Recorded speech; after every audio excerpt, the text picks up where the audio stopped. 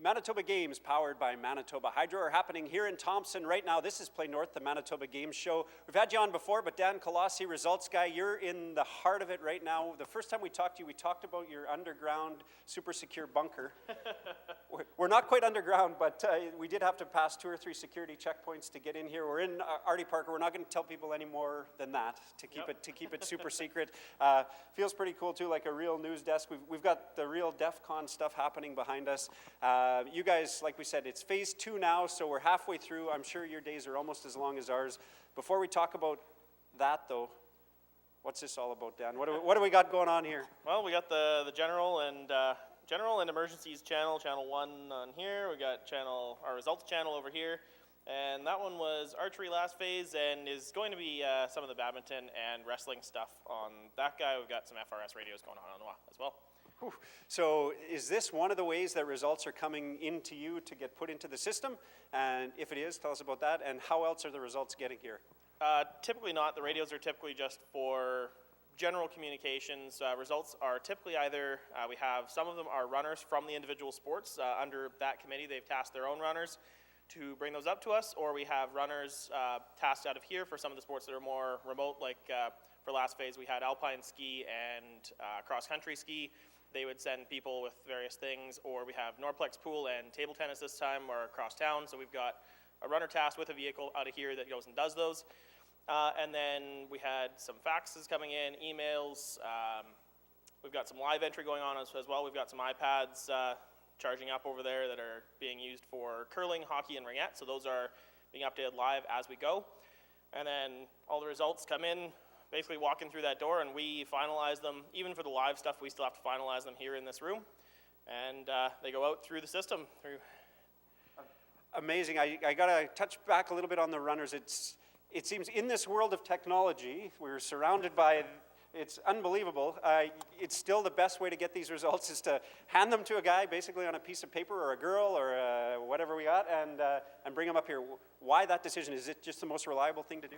The decision was made based on the fact that most of the results, they have to either be signed by the technical delegate or the head official, head referee, whatever that sport calls that position. So that person signing those needs to do that anyway, whether they do that at the sport venue beforehand, or they come in here and pull them out of the folders and sign them at the results center. That works too. But most of them have chosen that doing it at the venue before they get them to us is the best way to do that, which makes sense to me, so we went with it. Works good. So you get them in, you verify them, you put them on the web. Where can people actually find the results? And then they're live. They're up there. It's the real deal, right? So they can get to these through the Manitoba Games site, manitobagames.ca, and we're using it. It's a system called GEMS Pro, and use Chimic IT creates GEMS Pro, and we publish all the results through that. And even the live entries, all going through that. They're on the site live, real time, and then they'll be able to see the results change to official status once we've finalized them here. And they can actually also, wherever they see the little blue icon with a little eye in it, they can actually drill right into the game sheet and see the signed off game sheets that we scan in here as well. How cool is that? And we've only had to make one call to Denmark. Have you had any big have you had any big hiccups in this, or has it gone pretty smooth? Especially, let's talk about you finished with phase 1, but phase 2 is basically a whole new round of volunteers and sports and everything. So is it sort of like learning to walk again? Not entirely, but because we have quite a few volunteers who have come from phase 1 into phase 2 that have stayed on, and they're going right through the game, so that's fantastic.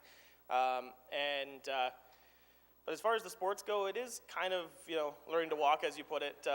For certain sports, we're getting the hiccups worked out, but it's day 1 of phase 2. That's same thing happened on day 1 of phase 1. So it's by the end of phase 2, we'll be all smooth, and the final day should go perfectly. Fingers crossed. 100% committed volunteer, Dan. One of our focus on volunteers. Last question: how many hours are you guys spending in your underground bunker, and are you eating? I'm personally spending in the ballpark of about 15 hours a day, except for our turnaround day.